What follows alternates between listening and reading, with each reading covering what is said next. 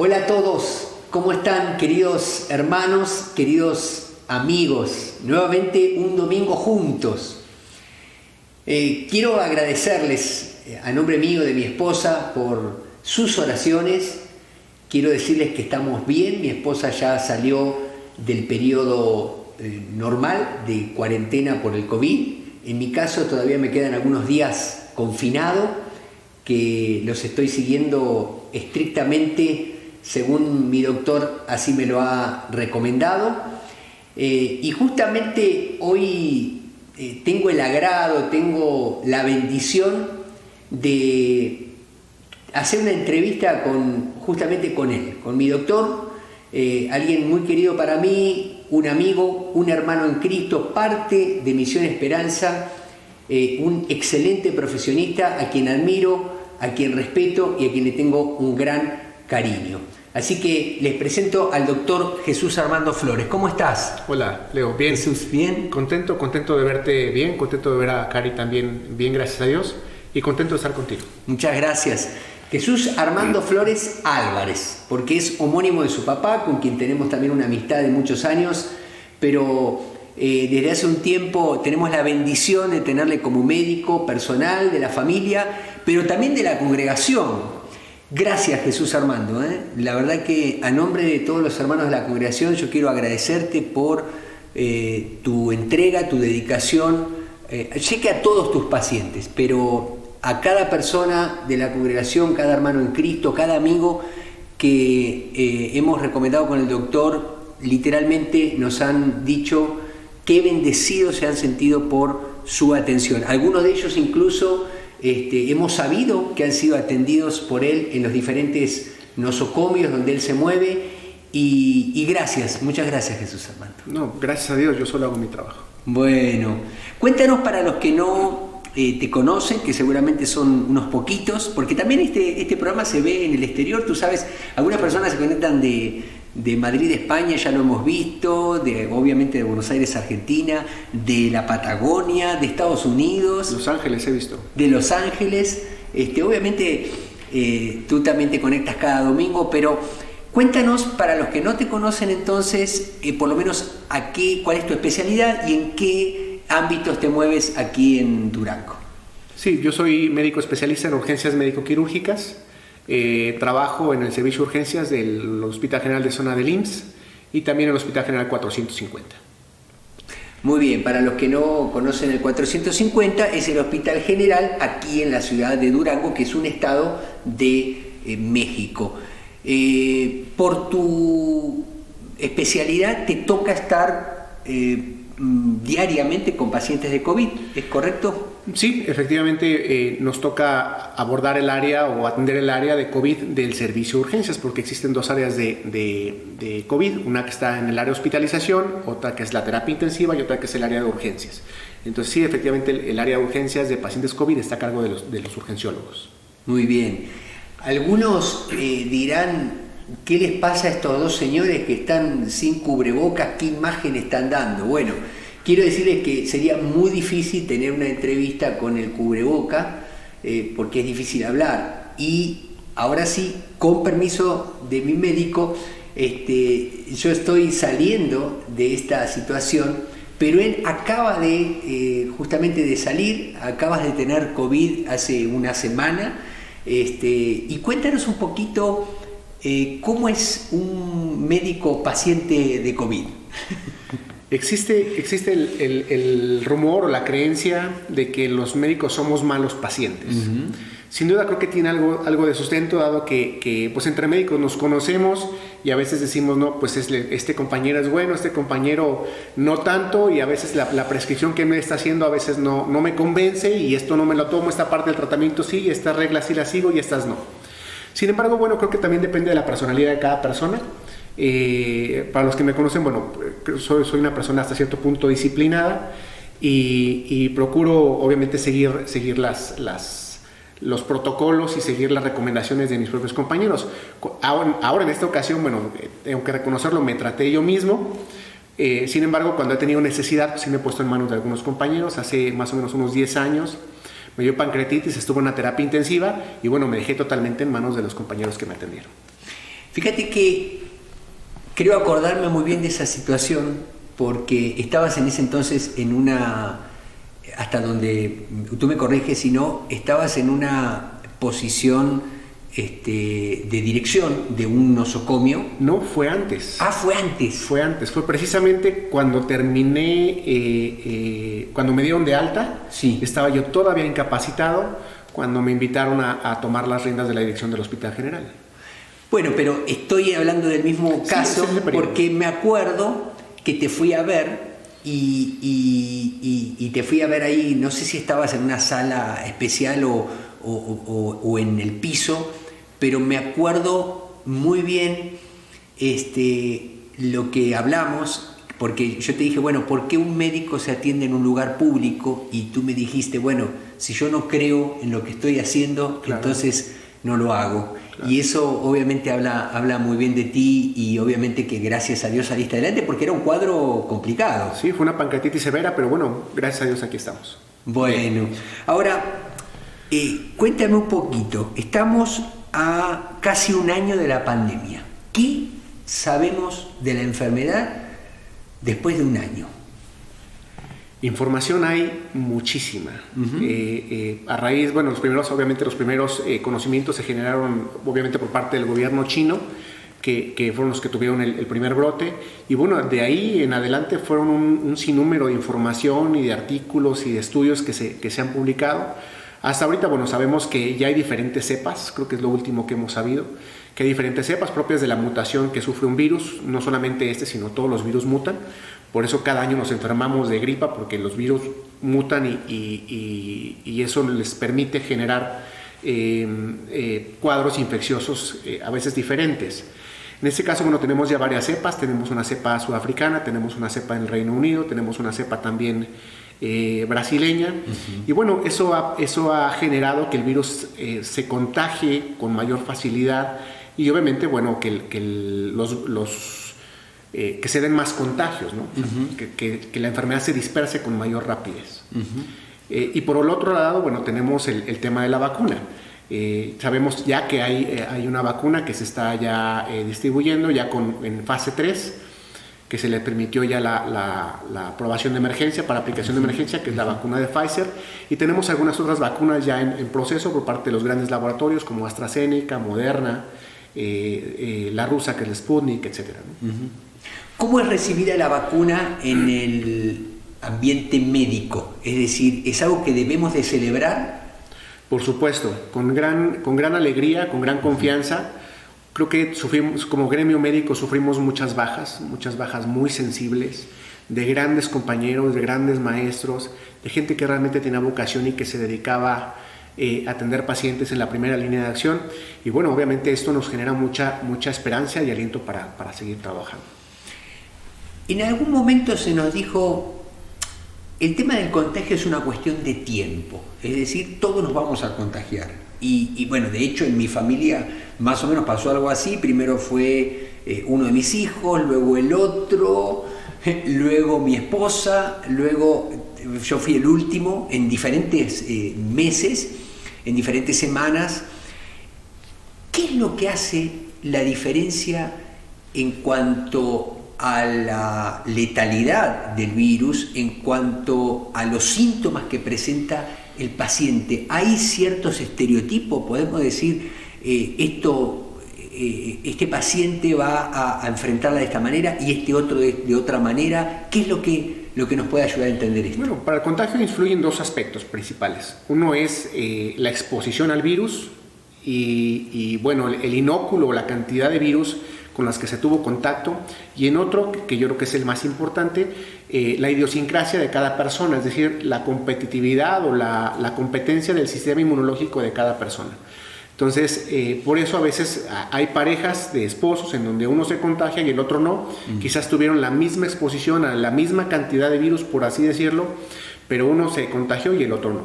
La razón, bueno, pues es que el sistema inmunológico de uno era mucho más competente que el del otro, y en la competencia del sistema inmunológico pues interviene que tengan enfermedades como diabetes, hipertensión, sobrepeso, obesidad, algunos factores que obviamente hacen que el sistema inmunológico no funcione de una manera lo suficientemente buena. ¿Es lo que se le dice comorbilidades también? Así es. Ok. Así es. Ok, doctor,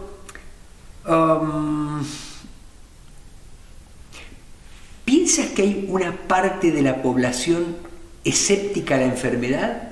Especialmente aquí en México y en el norte, que como diciendo, no, este es un invento, no pasa nada, o para qué usar el cubreboca, etcétera. Creo que todos nos fuimos dando cuenta en las redes sociales cómo efectivamente existían esos grupos de personas totalmente escépticos a la enfermedad. Decían que era un invento del gobierno, que era una herramienta de manipulación política y social del gobierno para la sociedad, que lo que querían era que colapsara la economía. Y bueno, creo que todos escuchamos en un determinado momento ese tipo de comentarios en redes sociales y en los medios. Sin embargo, pues creo que con el transcurso de los días, conforme la pandemia ha ido avanzando y conforme todos hemos conocido ya enfermos, incluso ha habido desafortunadamente muertes en las familias, en las propias colonias, ese tipo de rumores o de comentarios han ido a menos, pero sin duda los hay todavía, desafortunadamente. Okay. Va uno a algunas colonias, a algunos fraccionamientos y se encuentra uno todavía bolitas de jóvenes en las esquinas sin cubreboca, en los expendios de licores, los caballeros ahí amontonados, comprando, consumiendo algunas cosas, sin cubrebocas, sin sana distancia, situaciones desafortunadas. Dijimos que lo íbamos a dejar para el final, pero me voy a adelantar porque estamos grabando y es parte de la mística de una entrevista. ¿Qué papel juega el temor en la enfermedad? Recién me decías, vengo de hacer una visita médica y el tema del temor es fundamental a la hora de la incidencia del virus en el cuerpo. ¿Cómo es esto? ¿Cómo opera? Sí, nos hemos dado cuenta que el miedo favorece la producción de algunas sustancias en el organismo que lo que hacen es de que comprometen o bajan las defensas del organismo, y eso nos pone en riesgo de, obviamente, de complicaciones por cualquier enfermedad o que se agreguen algunas otras infecciones. Estamos hablando de que el COVID es una enfermedad viral y que se puede agregar una infección bacteriana o esta enfermedad viral complicarse. El miedo es normal, creo que es una respuesta natural. Estamos hablando de una enfermedad que es mortal, que ha causado muertes en muchas personas, y es normal tener miedo. Uh-huh. Pero en algunas personas este miedo llega a escalar a unos niveles extraordinarios, en donde el paciente cae, se agrava. No propiamente porque checamos a veces la oxigenación del paciente, le escuchamos los campos pulmonares y decimos, pues es que todo está bien, por laboratorio los marcadores inflamatorios están normales, pero la persona cae víctima del miedo, del pánico, y eso es lo que le ocasiona el incremento de la dificultad respiratoria y muchas veces determina complicaciones en los pacientes y con desenlaces muchas veces fatales. Entonces, yo lo que les digo siempre a mis pacientes es que esto es una enfermedad que se enfrenta con valor y con fe. Y también el miedo representa un obstáculo muy, muy grande para la recuperación. Uh-huh. Yo me he fijado que los pacientes quedan con miedo de quitarse el oxígeno, quedan con miedo de salir, quedan con miedo de tener alguna secuela, tienen miedo de complicarse o de recontagiarse, incluso aún y cuando uno les comenta que, con pruebas de laboratorio tenemos niveles de anticuerpos suficientes para que esto se vaya a complicar. Les quita uno el oxígeno, les muestra camina uno con el paciente, les dice, tu oxigenación se mantiene, no tienes por qué tener miedo. Sin embargo, el miedo sigue siendo una limitante importante para la recuperación de los pacientes. Entonces ahora viene la otra pregunta que lo acabaste de mencionar.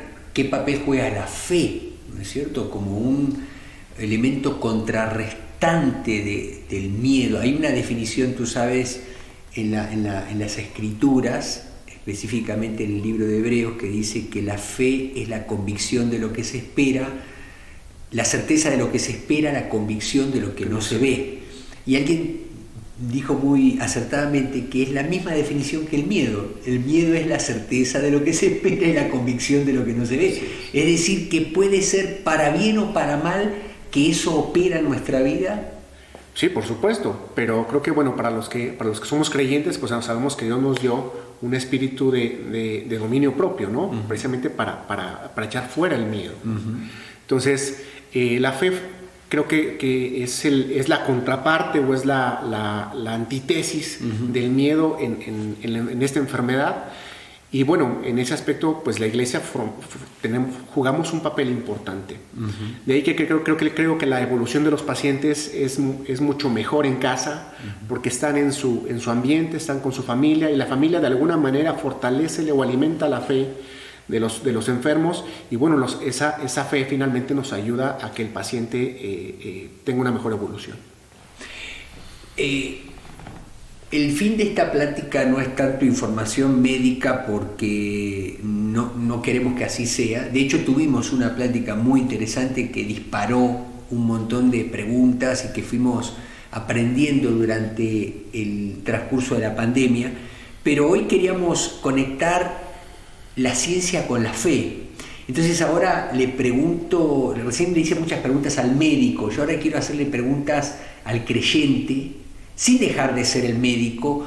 A lo largo de tu experiencia como médico, has tratado personas que dices, esta persona la sanó Dios, o sea, no tiene otra explicación. ¿Has visto milagros que puedas decir, lo puedo yo como médico decir? Sí, por supuesto. Creo que los médicos que nos desempeñamos en áreas críticas como quirófano, terapia intensiva o urgencias, es donde podemos ver quizás más claramente a veces la mano de Dios sobre la evolución de los pacientes.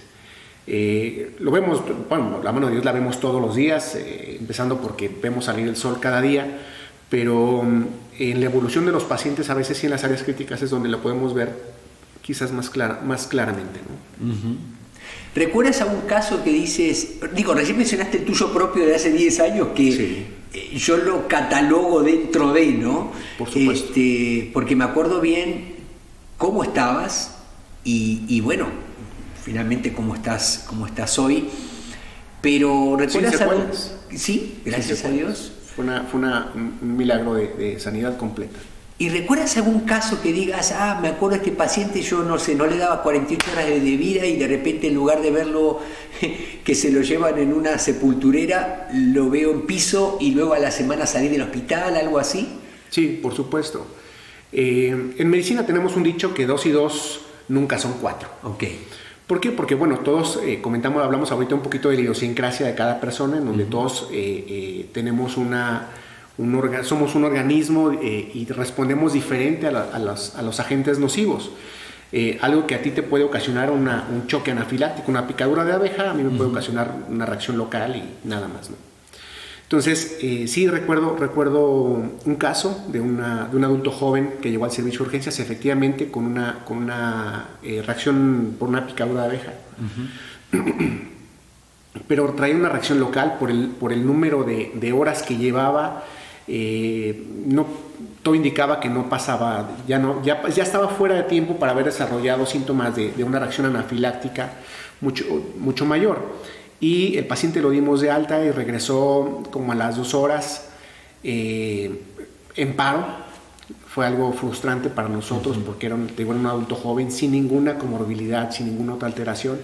Y bueno, le dimos maniobras como lo marcan los protocolos, pero nos extendimos quizás un poco más en las maniobras esperando que el paciente respondiera, que su cuerpo respondiera, y no respondió.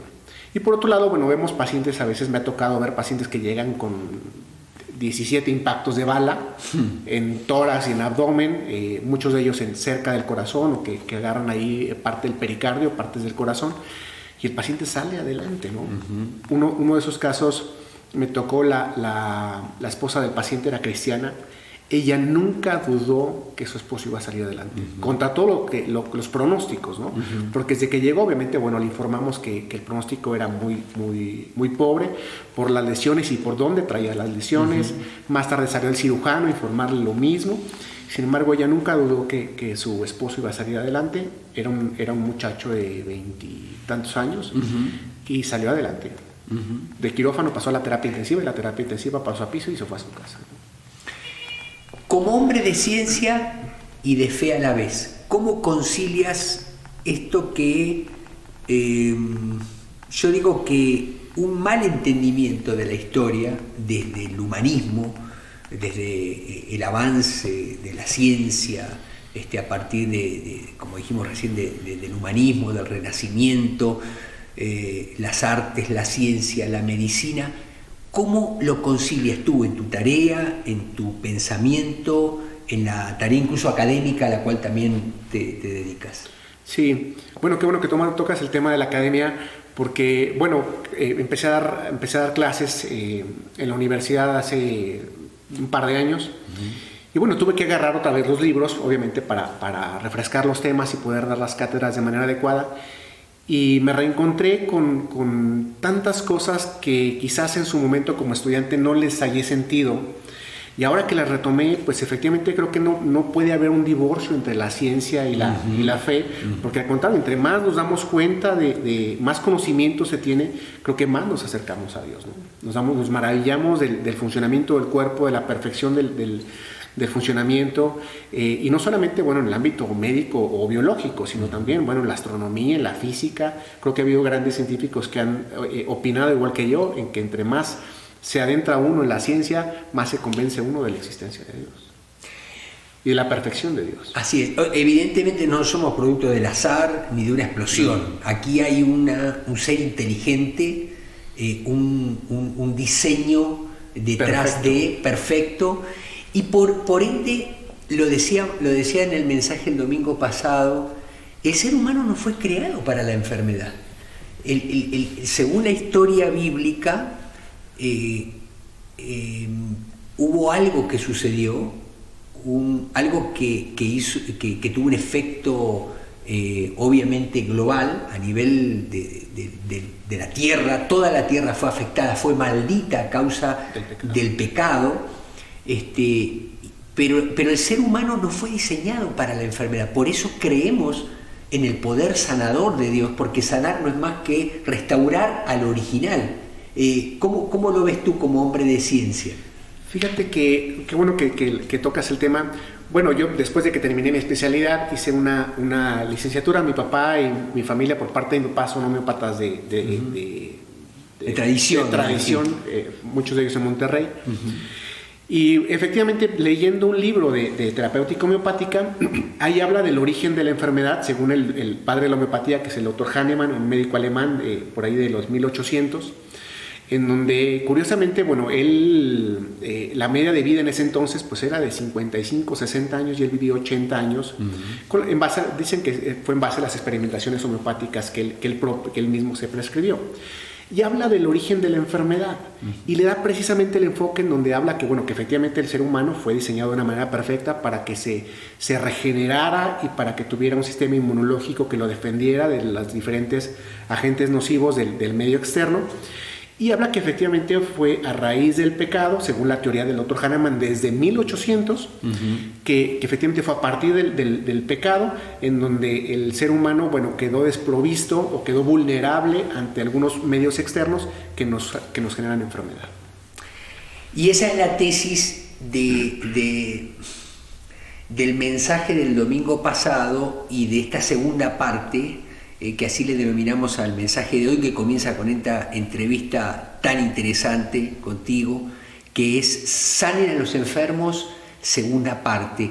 Cuando yo leo las escrituras me doy cuenta que no solamente que Jesús sanó a todo enfermo que se le puso por delante, de todo tipo, decíamos, enfermedades de la piel, enfermedades de los huesos, enfermedades de los órganos, incluso muertos resucitar, pero eso no se limitó a la persona de Cristo, porque Él le dijo a sus discípulos que prediquen el Evangelio, y el Evangelio es la llegada del reino de Dios al corazón de las personas, la buena noticia de que en Cristo hay salvación, y eso va acompañado de señales, en este caso de sanidades, de expulsión de demonios, de restauración integral de la persona, de la familia.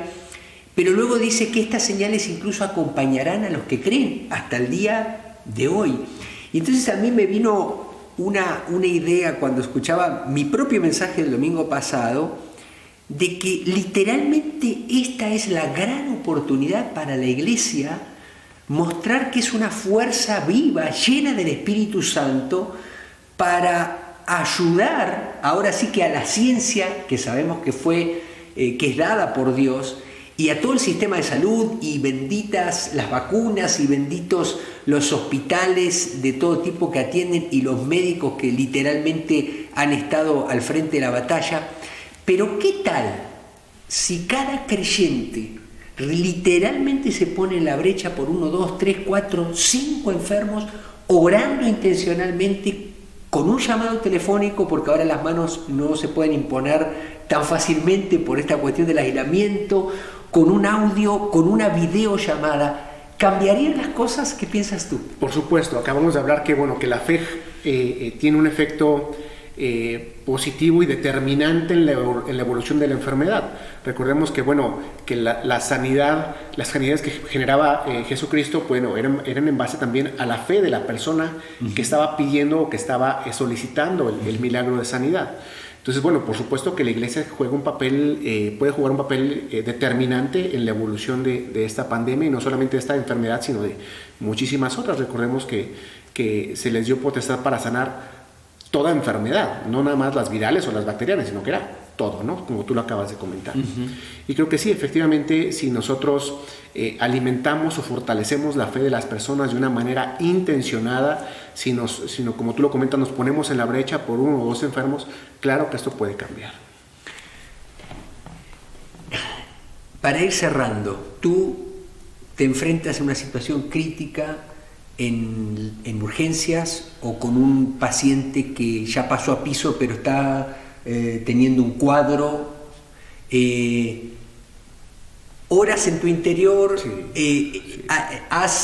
obviamente pides por ti, pero has en ese momento ejercido la fe, y literalmente puedes decir: el Espíritu de Dios viene sobre mí, y más allá de las instrucciones que pueda dar para que los enfermeros pongan un determinado medicamento, no, literalmente me tengo que poner en las manos de Dios, porque sé que es Él el que quiere sanar. Yo creo que no hay otra forma de hacerlo. En nuestras fuerzas, en nuestras habilidades, en nuestro conocimiento tan limitado, no hay otra forma de ejercer la profesión, creo que más que poniéndonos todos los días en manos de Dios, pidiéndole su ayuda, pidiendo que nos use como instrumento para que Él pueda bendecirla y sanar a los pacientes. Creo que no hay otra forma de hacerlo más que así. Bueno, doctor Jesús Armando Flores Álvarez, muchas gracias por este tiempo. Gracias otra vez por tus finas atenciones para con la familia pastoral, pero con toda la congregación con la cual has tratado. Y me gustaría, si me permites, claro, orar por ti, y al orar por ti, orar por todos los médicos, por todos los enfermeros, por todo el personal de la salud, porque sabemos que son muchos más que médicos y enfermeros, ¿no? Camilleros, administrativos, que están haciendo una tarea extraordinaria. Y si me permites, luego te voy a pedir a ti que ores por la iglesia, para que nosotros agarremos esa encomienda de Jesús de que podamos sanar a los enfermos. Quizá no lo podemos hacer con un bisturí, o en este caso del COVID, con una receta, porque no tenemos los conocimientos, pero sí con una oración llena de fe, y llevando intencionalmente, como decías, la palabra de fe a cada enfermo. ¿Podemos hacerlo? Por supuesto.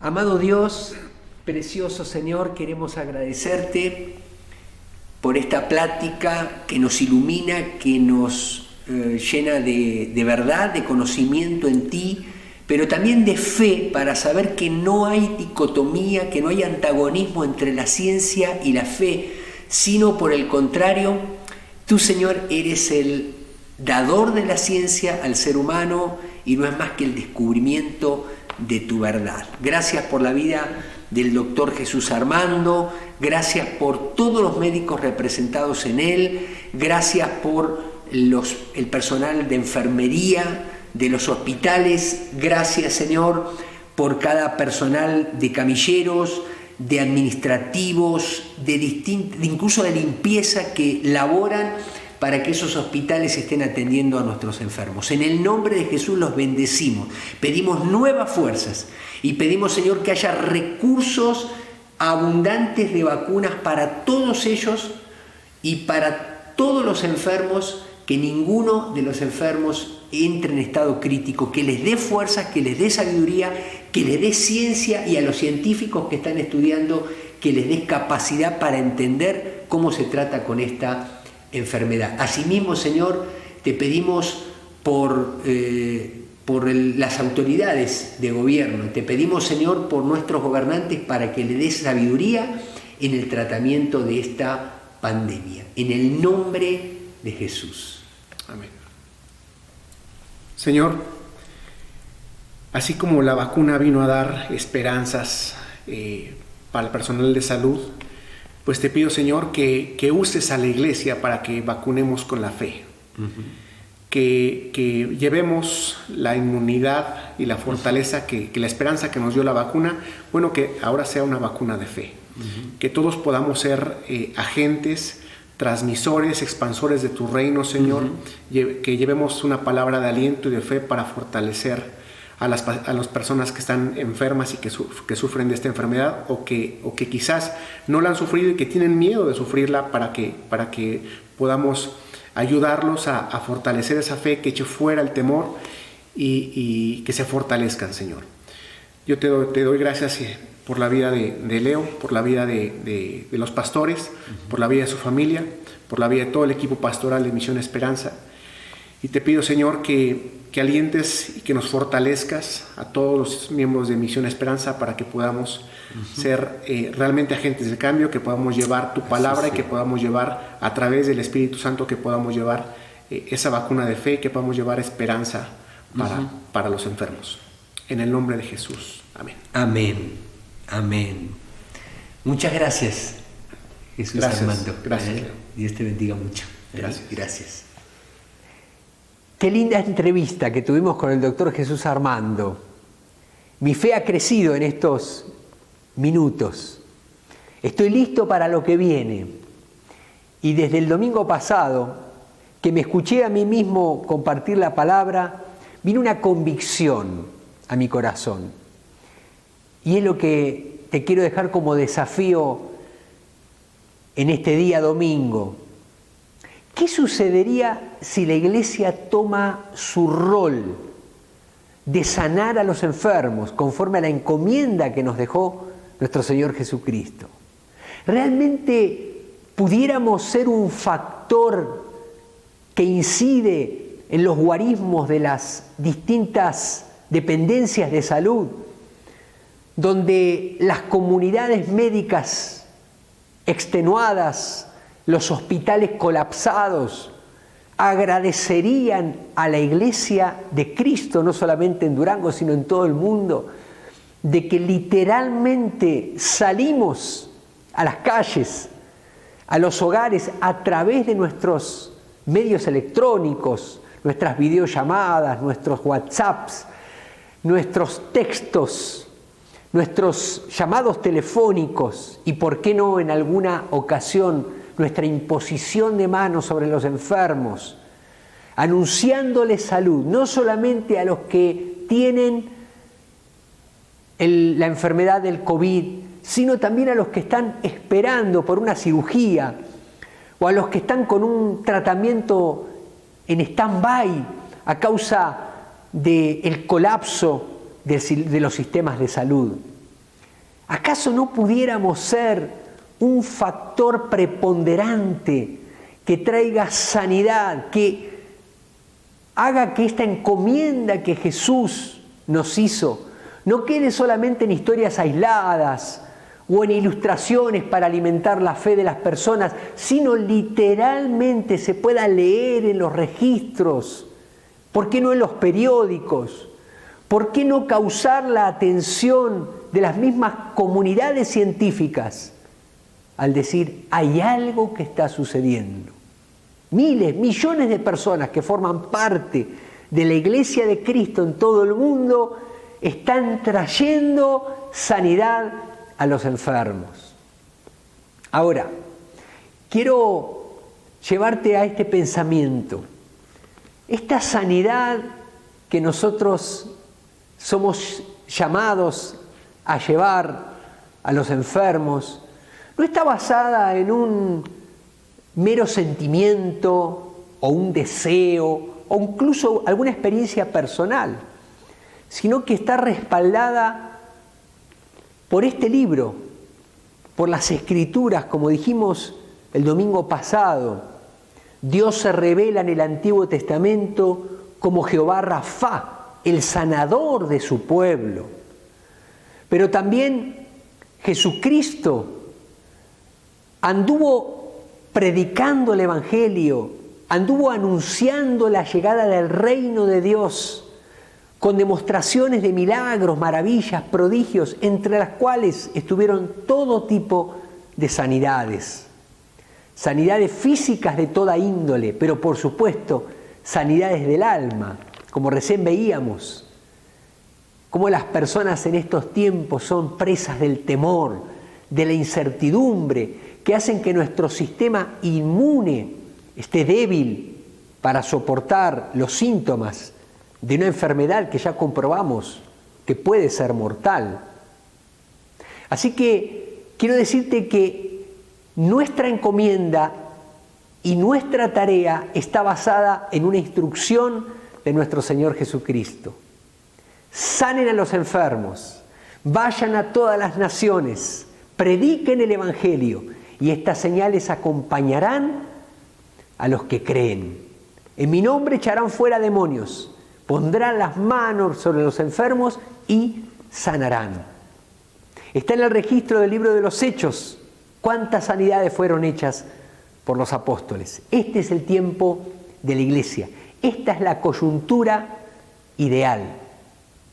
Y quiero decirte, querida iglesia, otra vez que nuestra tarea no está basada en buenos sentimientos y deseos, sino en un hecho que ocurrió hace 2000 años en la cruz del Calvario, en ese Gólgota, en ese monte donde 650 años antes el profeta Isaías había declarado: pero él fue traspasado por nuestras rebeliones y aplastado por nuestros pecados.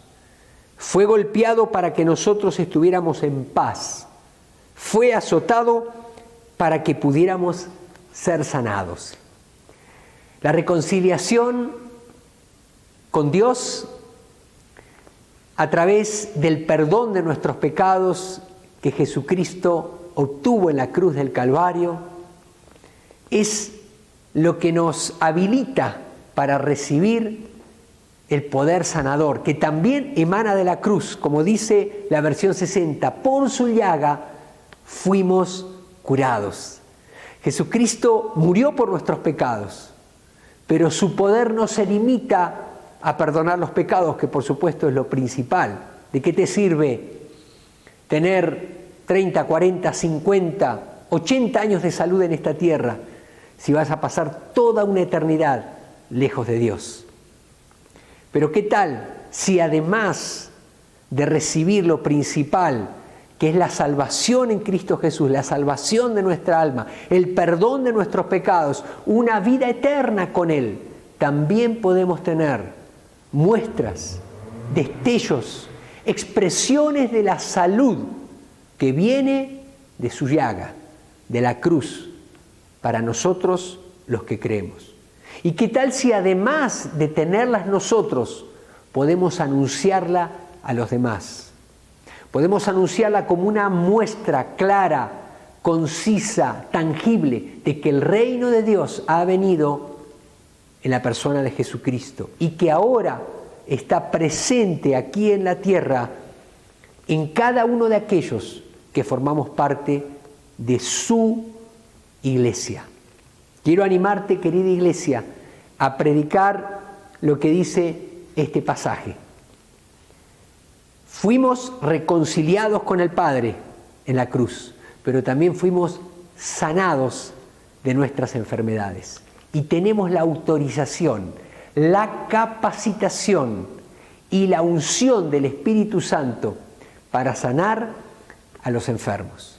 Volviendo a la pregunta del principio, y con esto quiero cerrar, ¿pudiéramos la Iglesia en la tierra incidir como un factor preponderante de salud para los enfermos, para que se vieran afectados para bien los sistemas de salud y, por qué no, las camillas de los hospitales cada vez menos colapsadas a raíz de una iglesia que le cree al Señor y que colabora con la sanidad de los enfermos? Este es nuestro tiempo. Permíteme orar por ti y por mí.